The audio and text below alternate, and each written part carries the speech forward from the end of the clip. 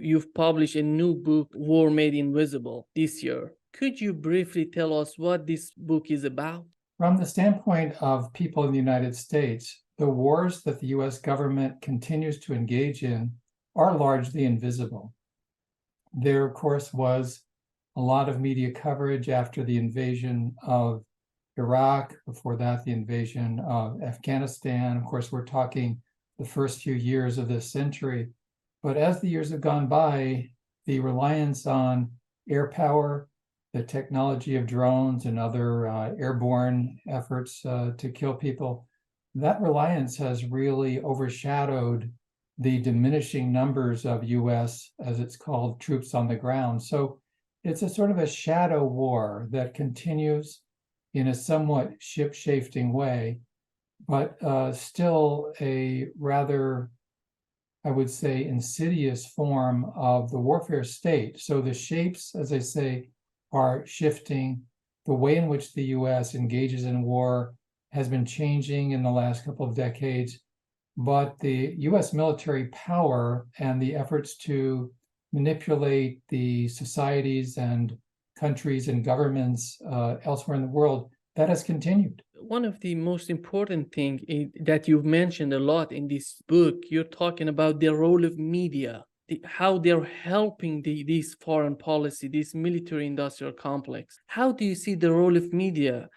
When he left the White House, Dwight Eisenhower as president in 1961, he was hardly an anti-war person, but he gave a farewell speech that warned against what he called and what he coined as a term, the military-industrial complex.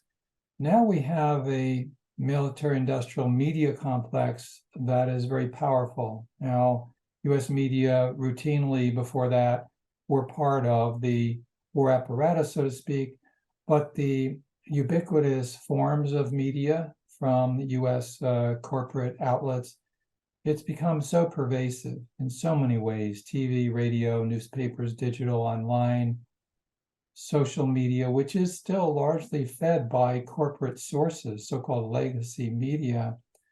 So media are absolutely crucial. And if the United States was a complete dictatorship, it wouldn't matter as much. Dictatorships still have a media offensive going on all the time.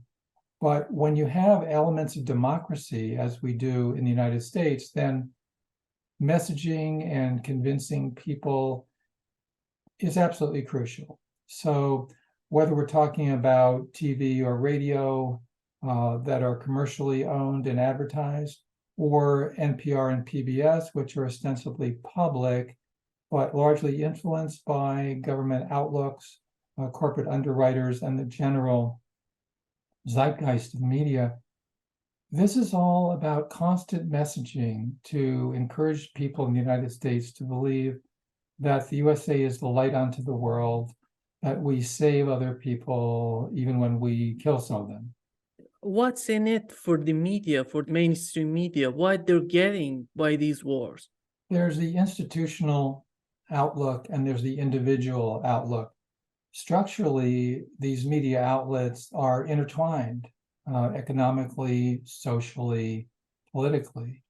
And so we have situations where sometimes the board of directors of a media outlet includes people who are or have been on the boards of directors of military contractors, for instance. And that's one way. Advertisers as well. Some of the large advertisers are interlocked, are corporate. We should keep in mind that Silicon Valley and the multi-billion-dollar digital outlets, whether you're talking about Google, talking about many others, they have huge contracts. Amazon Web Services, 6 or 8 years ago, landed a $600 million contract with the CIA, and that was just the beginning. Jeff Bezos, one of the very richest people in the world, announced at the time he wanted a lot more government contracts. So that's one layer. Nima, I would say another important layer is simply the personal outlook. If you need a job, if you want to keep your job, if you want to rise in the profession, generally you will sound and write more or less the way that your role models do who have already done well in the profession. Under fascism, if you say or publish the wrong thing, you might be imprisoned or killed. In the United States, and this is true of other corporate societies in Western Europe and elsewhere, but certainly very strongly in the United States, if you do not toe the line, if you cross the line that is understood, even if not explicit, you're not going to be taken out and shot. You just will hit a wall in terms of your career, and you may have trouble paying your mortgage. So that's sort of the difference between dictatorship and neoliberal power. When you look at the war in Iraq, in Afghanistan, how do you see them comparing with the war in Ukraine we have right now? What's the difference between these wars, in your opinion? Well, in US media, the difference is that arguably the United States did a good thing, or maybe made a mistake, but had the prerogative to invade Afghanistan and Iraq, whereas in US media, what Ukraine experienced with the invasion by Russia was a terrible violation of international law and a very terrible thing. My own outlook is that those invasions should all be condemned. They all deserved to be opposed.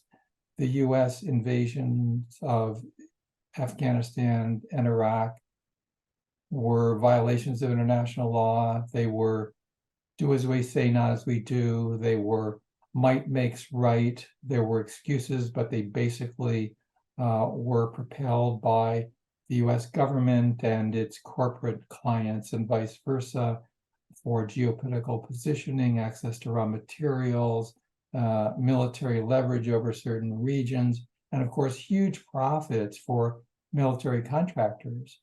So those were motivating forces altogether, and a large number of people have died as a result. So I believe that wherever we live on the planet, it's important for us to be very clear and to condemn all of those invasions, Afghanistan, Iraq, Ukraine. There are always reasons given by the invading power to claim justification. That doesn't make it morally correct. But how we can avoid these wars if we don't understand the reasons of these wars? Is there any difference between Iraq and Afghanistan, in your opinion? There is distinctions. I mean, each situation has its unique characteristics. So the attack on Afghanistan in October of 2001 was, we were told, because Osama bin Laden and Al-Qaeda were in Afghanistan. None of the 19 hijackers on 9/11 were Afghans. 15 of the 19 of them were Saudi, not to say that Saudi Arabia should have been attacked, but there was an irrationality to attacking Afghanistan. There were possibilities to negotiate with the Taliban regime in Afghanistan about Al-Qaeda, about the leader of Al-Qaeda, Osama bin Laden. But the United States, and I was, like many people, keenly aware of this at the time, after 9/11, which was a crime against humanity, the United States needed to exact revenge. It was like a Greek tragedy, but displaced rage, displaced anger, fear, grief. The innocent people who have died in Afghanistan are just as innocent as those killed on 9/11. So there was a propelled desire to lash out. And then that extended to Iraq, which had even less connection whatsoever to what happened to 9/11, what happened from Al-Qaeda. And anybody with a modicum of being informed would know that Saddam Hussein's regime in Iraq was ideologically opposed, was basically secular with the trappings of being a Muslim regime, but it was a secular regime, and Al-Qaeda quite the opposite in its enunciated ideology. And then you get to Ukraine, and At rootsaction.org, where I work, we've always opposed NATO and NATO expansion. So there are explanations for why Russia invaded Ukraine. There are reasons that we can understand. There are not valid justifications for that. People sometimes argue about was the Russian invasion provoked? Was it not provoked? These words like provoked are very slippery, because really, what does that mean? A classic response from a man who beats or murders his wife is that I was provoked. And perhaps that man felt provoked, and perhaps there were provocations. That doesn't justify murdering your spouse. I certainly have written against, and many progressives have written against, NATO's expansion ever since the end of the Cold War. Completely wrong, and predictably leading to terrible consequences. That does not justify this slaughter that Russia has been engaged in Ukraine. When you're talking about the Ukraine war, we have to think of it as 2014, there was a coup in Ukraine. When you have all these NATO expansion to the Russian border, and you have a coup, and you have a neo-Nazi group at the head of the government, the situation in Ukraine is going to be repeated in Taiwan if we don't care about what was the main reason in Ukraine. Well, you're quite correct. It was a power effort by the United States in 2014, an effort to hem in Russia, and the expansion of NATO and the threat to make Ukraine part of NATO, which should be completely unacceptable. A huge country, relatively speaking, compared to many other countries near Russia, onto its border with a huge border. Completely wrong. Biden should have said clearly that no way would the U.S. accept Ukraine becoming part of NATO. He did the opposite. Is the Zelensky regime neo-Nazi? I don't think so. But there are powerful Nazi forces in Ukraine, including threatening Zelensky with assassination if he were to make a peace deal with Russia. That said, I think it should be acknowledged that except for Ukraine, the neo-fascist forces in Europe, Eastern and Western Europe, are basically aligned with the Kremlin, are aligned with Russia. That's just a reality. And in Italy and France, well, they've soft pedaled it lately. You have fascistic political leaders who are fairly sympathetic to Russia.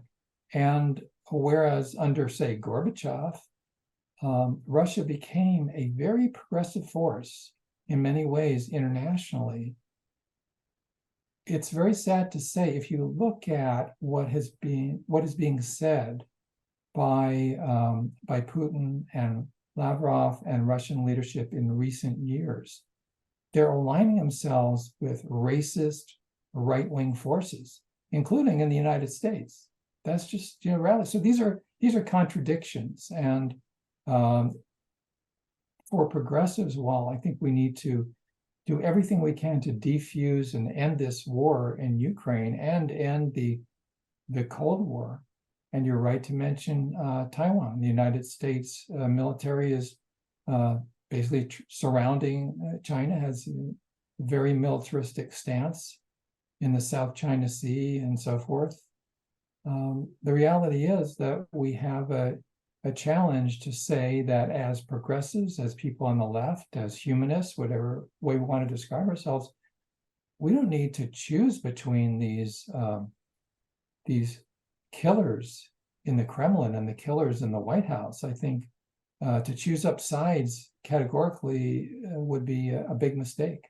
just to understand what's really going on in Ukraine, we have to mention that Putin and Lavrov were willing to negotiate with Biden. They did negotiate with the West, with France and Germany, Minsk I and Minsk II, but those agreements were failed. And after that, Angela Merkel and Francois Hollande said those agreements were a sham. The only thing we have in our hands today is negotiations. If you cannot get anything by negotiations, what you can do? Let's think about China, not Russia. If nothing goes to the right direction, to negotiations, to prudence, to understanding, what we can get in Taiwan is going to be the same as we are facing right now in Ukraine. I agree with you that the United States has not negotiated in good faith in these conflicts. There's no doubt about that. There should be no doubt about it. The threat, as I mentioned a couple of minutes ago, the threat to even hold open the possibility of Ukraine joining NATO should have been off the table from the get-go.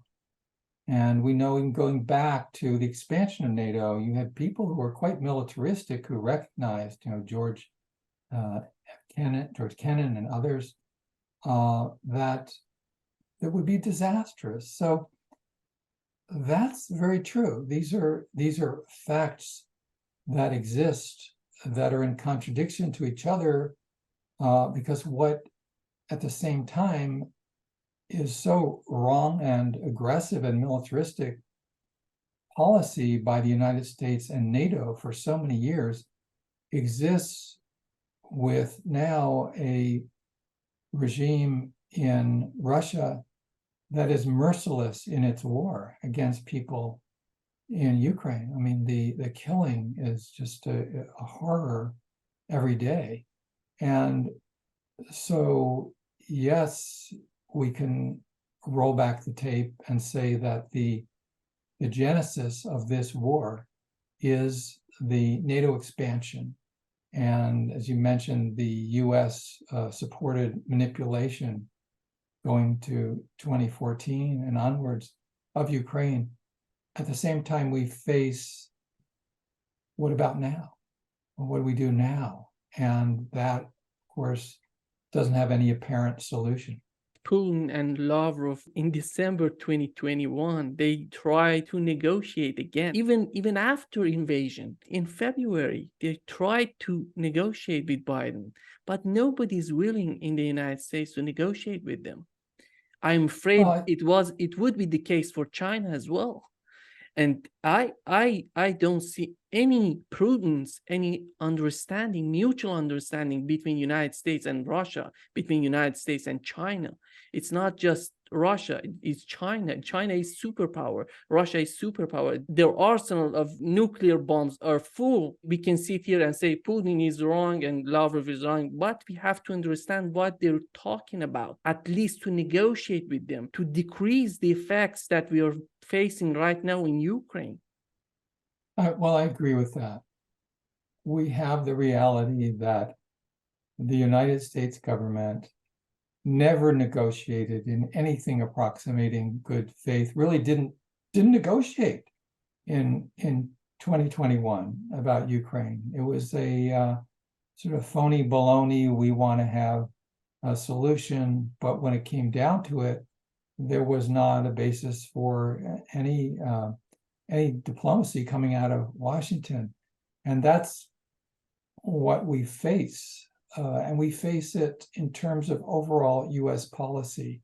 And it's something that has, in the United States, largely, for lack of a better word, split a lot of the progressive anti-war peace forces, because the killing, the invasion by Russia is so terrible, and many people are just repelled by it morally, very understandably. At the same time, as you've been pointing out, when you look at the history, the United States lead up over many years to this terrible war now in Ukraine has been manipulative, has been refusing to negotiate in any meaningful way. And as you say, in China as well, there's an entire attitude in US media and politics that is so dominant that China is doing all these aggressive, dangerous things. The phrase, the threat of China, the Chinese threat, that's just routine in US media and politics, taken as a given. And one of the attitudes or reasons given for all that is what the Chinese government is doing with its military vessels in the South China Sea. And it's really unusual, almost never occurs in US mass media for anybody to say, now, why is the middle name of the South China Sea China? The attitude is that the United States has a prerogative and a duty even to work its way militarily around the globe as much as it possibly can. And the Monroe Doctrine of the United States has been in place for more than 200 years. And I don't need to tell you that the US government has acted on this attitude for decade after decade, one century after another, that to the extent of its military and geopolitical ability and its calculus, the United States should try to run the Western Hemisphere. But that isn't good enough for the people making policy in Washington. They also want to deal with the other hemisphere in a dominant way. And so rather than finding ways to use diplomacy with China about Taiwan and other matters, it's a militarism. This is what Martin Luther King Jr. called the madness of militarism.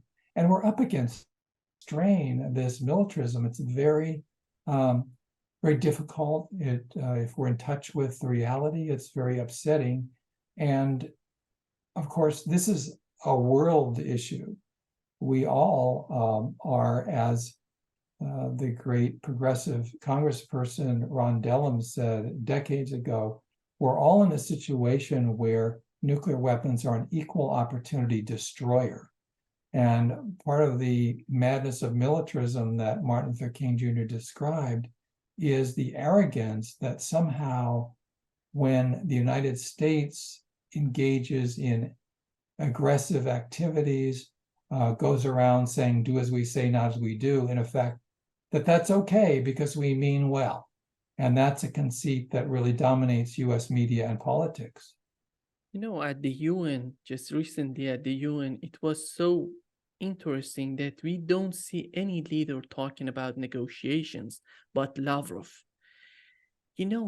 Why they're not talking about negotiations, what they're gonna get out of Ukraine. It's been 18 months we have this war in Ukraine. It's all about destruction, loss of life, how we can put an end to this war, if not negotiations, in your opinion? Diplomacy and negotiations are absolutely crucial.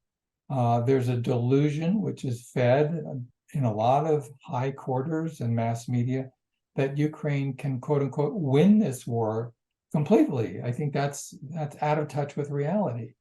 To the surprise of the Russian government, it's not going to, quote, win, unquote, this war either.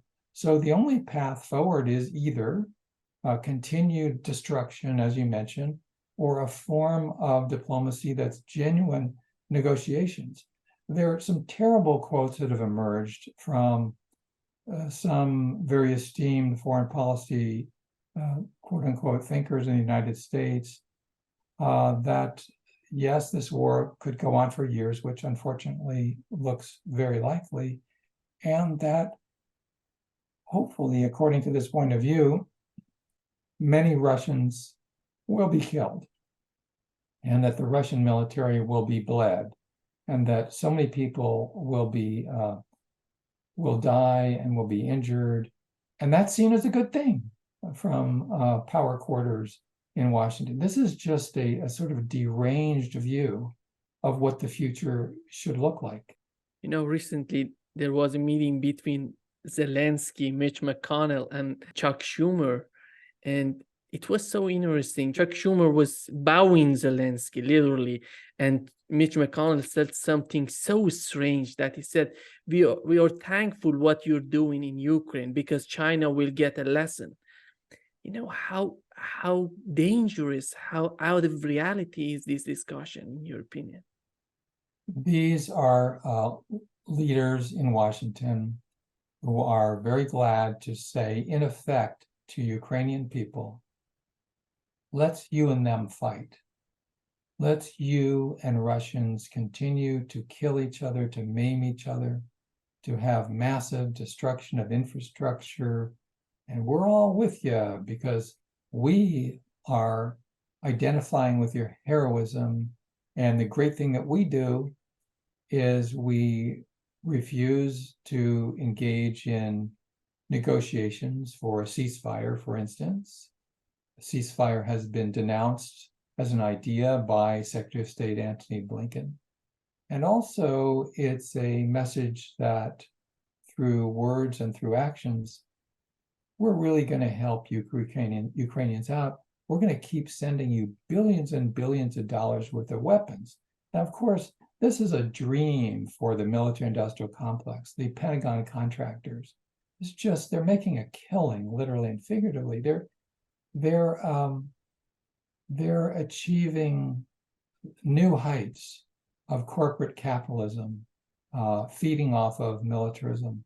And so this endless stream with no end in sight of colossal quantities of weapons and other military aid, that's part of why people like Mitch McConnell and Chuck Schumer and President Biden, they would never say this. It's part of the structure of the political economy of the United States, but it's experienced as something very positive. And for people elsewhere in the world looking at this, they have many reasons to think, well, these are really out of control, powerful forces.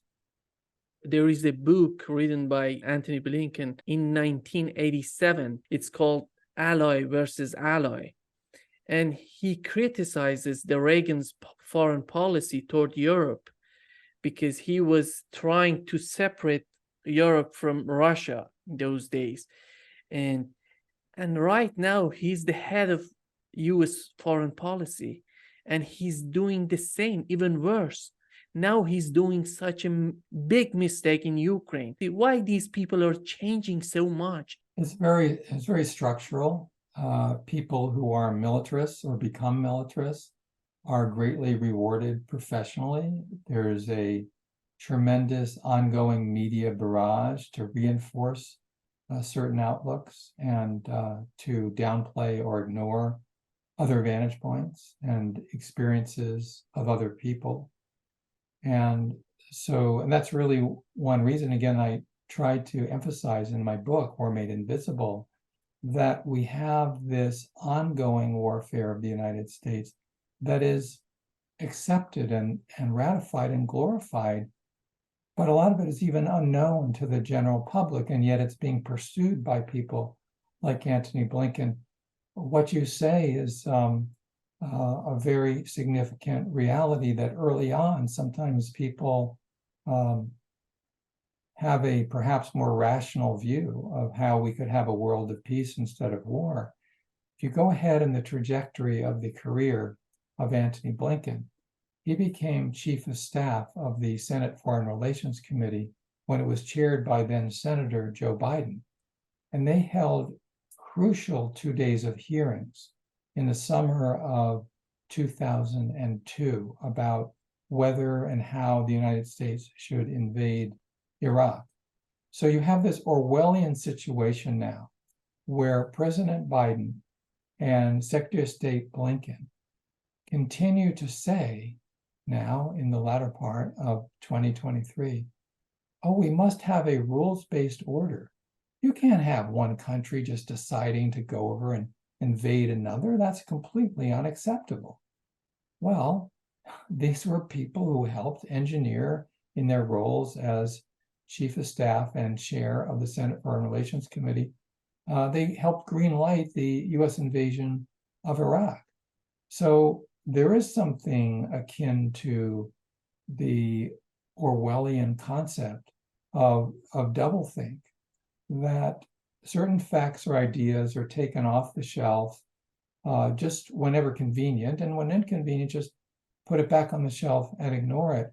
We live in such a thoroughly propagandized society in the United States that often it becomes the water that people swim in, and it doesn't particularly seem remarkable to them. To get out of this conflict in Ukraine with this Biden administration, it's impossible. It's quite impossible to get a negotiating table. General Mike Millett was talking about this is going to be a long war. We're going to send weapons to Ukraine. We're going to continue support Ukraine and Ukrainian, which is not supporting Ukrainian, but killing Ukrainian, in my opinion.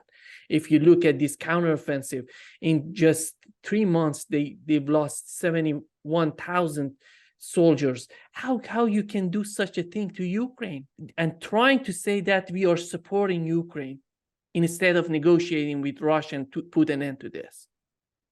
It's an attitude that we're behind you all the way. We're very happy to send you weapons while you're engaged in a two-way slaughter. Russians and Ukrainians continue to be killed, and that is, according to US policymakers, the best path forward to proceed. And at this point, they realize, just as I think Putin probably realizes, this war is likely to go on for years and years more. The role of the Global South, it becomes potentially really important there. Of course, we hear about the BRICS countries and so forth. There are contradictions there because you have some autocratic, militaristic elements there. Russia, for instance, hard to see a alliance including, or a de facto alliance including Russia, that is going to be pressure against this war per se. But I do think that when you have people like Boric in Chile, you have Lula in Brazil, these are very important voices. When they address, as they have, the Ukraine war, they're making sense. And that's very difficult for the policymakers or US media, for that matter, to hear and accept, because the jingoism, the nationalistic narcissism in the United States and the myopia is so strong, it is so much routine, that, of course, Boric, Lula, others, they get pushback from the US government and media when they say that a negotiated settlement is necessary, when they point out some of the roots of this war. So, speaking as a US citizen, I've been engaged in activism for 50 years now or so. I'm 72. I came of age during the Vietnam War. One of the horrific events of the 20th century, completely 100% the fault of the US government. And since then, we've had a series of smaller and larger US wars: Grenada, Panama, Afghanistan, Iraq, following up on Southeast Asia. And this is an existential crisis for humanity, not because the 4% of the people on the planet who live in the United States are any more important than anybody else, but because the power of the US government, politically and militarily, is so strong. Talking about these negotiations, I think we need somebody in the US who's willing to negotiate with China, with Russia. We saw what happened to Bernie Sanders. This Democratic Party just swallowed Bernie Sanders, put him in a position that he has to play balls with them. Right now we have Cornel West that he's running. He has no chance out of these two parties. On the Republican part, it's Donald Trump, Ron DeSantis, and this new player, Vivek Ramaswamy. He's so strange. Out of his mind. He's talking about something so strange. Nobody understands what he's talking about. I don't know. Just maybe Americans, the people of the United States, understand what he's talking about. In my opinion, he's totally out of his mind. He's talking about Russia and China in a manner that he's completely can manipulate these two countries in order to achieve his goals. As you say, the Republican Party, the top candidates are unhinged. And I would say, the only way that people can make sense of what they're saying is if they're acculturated to just this kind of deranged gibberish that is provided by the leading Democratic or the leading Republican candidates. And they just are, they're off on such an extreme nationalism, and they just think the United States can get its way because it wants to get its way. And they're very racist. They're very reactionary in terms of women's rights, in terms of racial equality.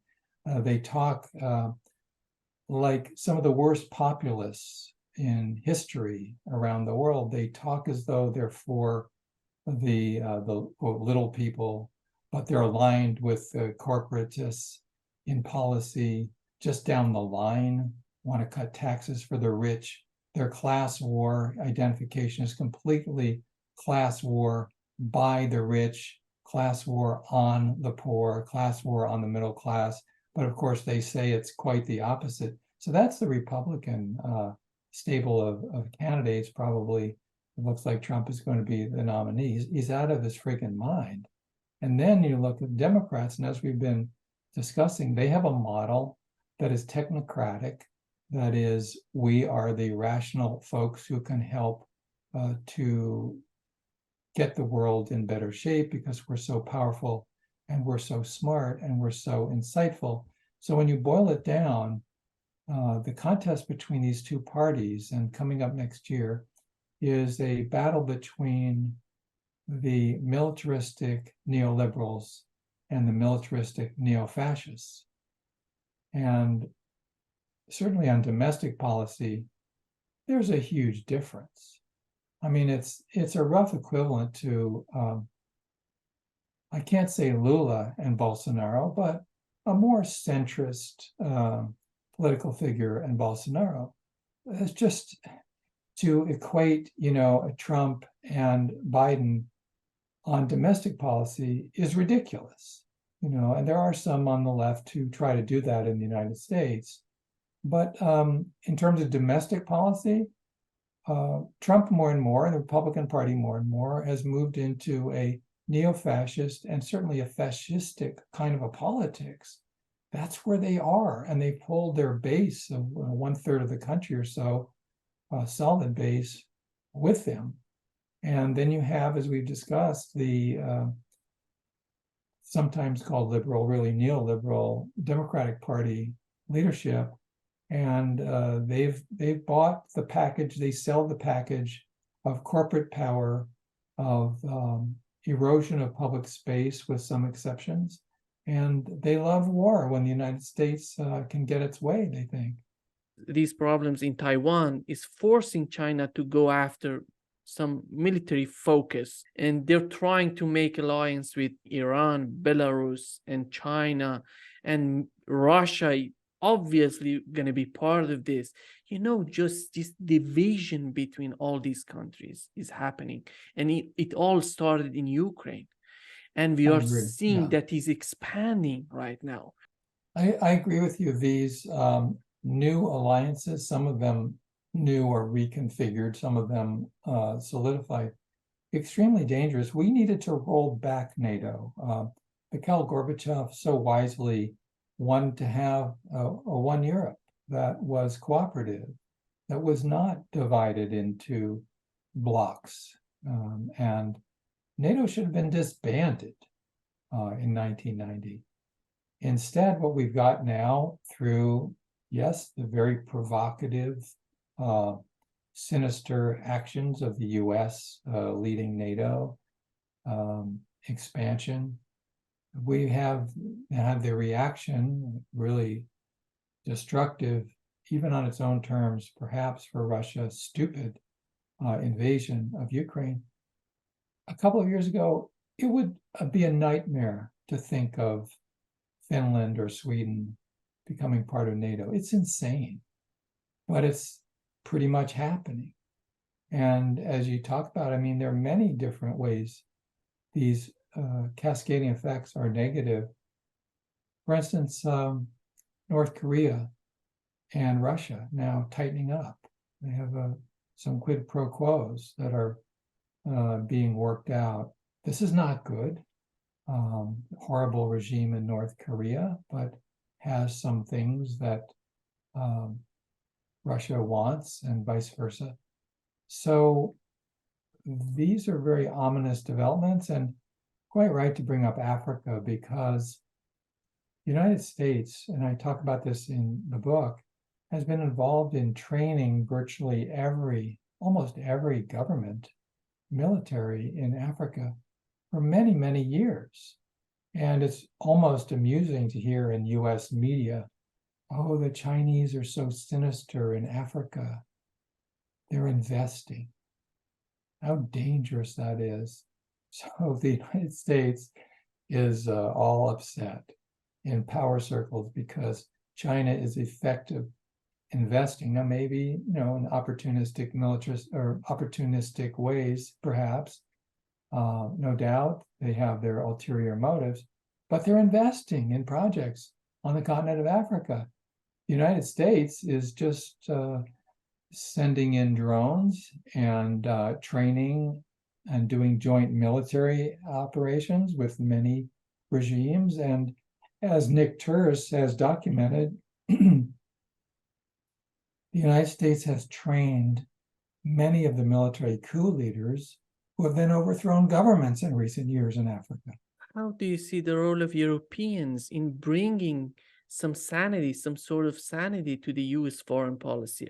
Well, this is part of the cascading negative effects of the invasion of Ukraine. I mean, 2 or 3 years ago, Angela Merkel, now no longer in power, but her government, now the sort of the center-left government there, but the leaders, they were talking as though they could apply a brake to US militarism. But the invasions changed that. Same thing with Macron in France. They're so upset, understandably, by the Russian invasion that they're all in with NATO. And this is tragic. We need some sanity voices from Chile, from Brazil, from Western Europe countries, from Eastern Europe when possible. But it's not happening. So we need to dig ourselves out of a hole. And, it's a reason I wrote the book War Made Invisible, because US wars are really shifting and have shifted for a couple of decades now, especially the atmosphere of the planet. And when the United States attacked Yugoslavia in 1999, and then Afghanistan, Iraq, and so forth, it was a message that the rules-based order was just rhetorical window dressing for the bomb making and the bomb dropping. And we're here as we near the end of 2023, no matter what country we work in, no matter what country we live in, we have the opportunity, the necessity to demand of our governments and other governments that the militarism that is so dangerous, that is running amok on the planet, that has to be challenged. It has to be stopped. And I see the United States and Russia as crucial there. As an American, as a US citizen, I see a responsibility to turn around US foreign policy, because it's extremely dangerous, extremely destructive. Just to wrap up this session, We know after the collapse of the Soviet Union, this neocons agenda totally dominated the US foreign policy. They're masters in turning each and every country into enemy. Even those ones who wanted, those countries, those people who want to be partners. The way they're failing, and they're doubling down on their failures. And how do you see this? Is that going to change in your opinion, or we going to have the same thing that we've seen during the last 3 decades? It can only change if we organize effectively. I think, for instance, people in Brazil should encourage Lula to continue to speak out. He's very articulate, he's very clear about the dangers of the militarism internationally. And we need restraint to come from all directions. The situation is dire, but maybe we could sort of summarize this way. The anti-fascist Antonio Gramsci, when he was imprisoned by Mussolini, he wrote about the need for what he called pessimism of the intellect and optimism of the mind. And we have very solid grounds for pessimism, but our optimism of the mind, so to speak, our determination, that's the only way that any progress has ever been created.